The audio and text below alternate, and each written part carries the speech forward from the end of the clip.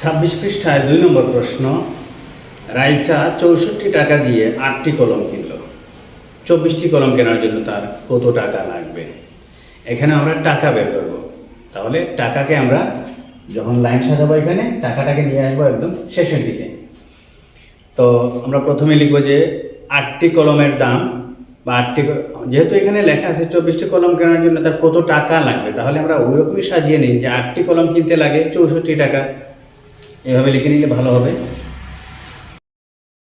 8টি কলম কিনতে লাগে তার 64 টাকা, তার মানে 8টি কলমের দাম 64 টাকা।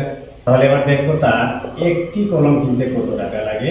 একটি কলম কিনতে লাগে কম লাগবে নিশ্চয়ই 8-এর চেয়ে। সুতরাং আমরা 64কে 8 দিয়ে ভাগ করে নিব। 8 দিয়ে ভাগ করলে হবে 8, 8 64। আমরা পেয়ে গেলাম তার একটি কলমের দাম বা একটি কলম কিনতে কত টাকা লাগে।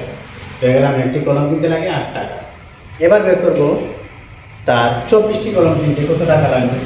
তাহলে 24টি কলম কিনতে লাগে, একটি কলম কিনতে লাগে 8 টাকা, তাহলে 24টি কলম কিনতে নিশ্চয়ই বেশি লাগবে একটির চেয়ে।